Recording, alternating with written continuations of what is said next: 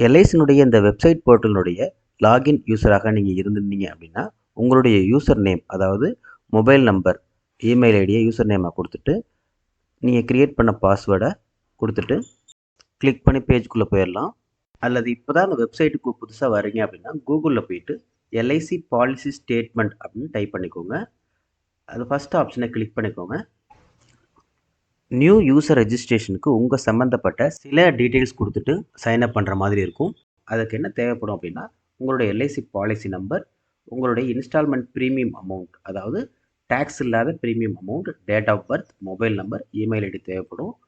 கண்டிப்பாக எந்த மொபைல் நம்பரை நீங்கள் எல்ஐசி ஓப்பன் பண்ணுறப்போ கொடுத்துருக்கீங்களோ அந்த மொபைல் நம்பர் தேவைப்படும். இந்த டீட்டெயில்ஸ்லாம் கொடுத்ததுக்கப்புறம் அந்த வெப் பேஜில் உங்களை பாஸ்வேர்ட் க்ரியேட் பண்ண சொல்லுவாங்க.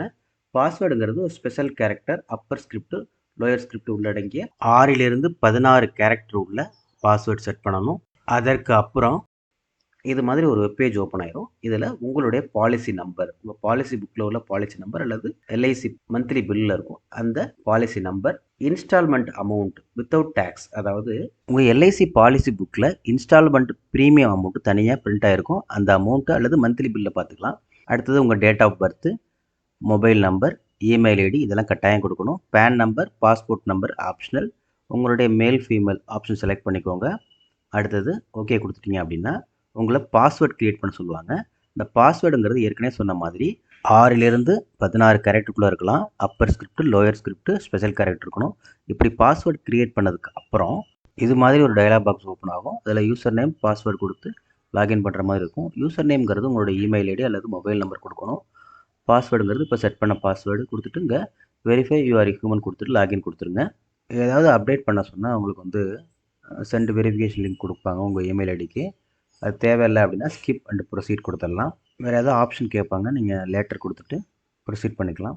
இதில் basic services, pay online, premier services, profile management, buy a new policy, service request இதெல்லாம் ஆப்ஷன் இருக்கும். இதில் பேசிக் சர்வீசஸ் போயிருங்க.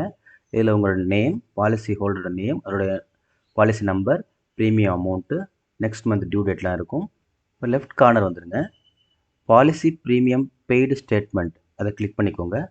நம்மளுடைய நோக்கம் அதான், அதாவது ஒரு இயருக்கு அல்லது இது நாள் வரைக்கும் இந்த இயரில் எவ்வளோ பணம் கட்டியிருக்கோம் அப்படிங்கிற ஸ்டேட்மெண்ட் பார்க்குறதுக்கு இங்கே இயர் ஆப்ஷன் இருக்கும். செலக்ட் இயர் பண்ணிவிட்டு பாலிசி நம்பருக்கு பக்கத்தில் செக் பாக்ஸ் இருக்கும்.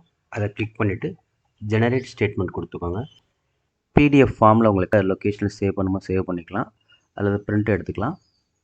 இப்போ மறுபடியும் அடுத்த இயருக்கு பார்க்குறப்ப நம்ம தெளிவாக பார்க்கலாம். நெக்ஸ்ட் இயரை செலக்ட் பண்ணிக்கோங்க.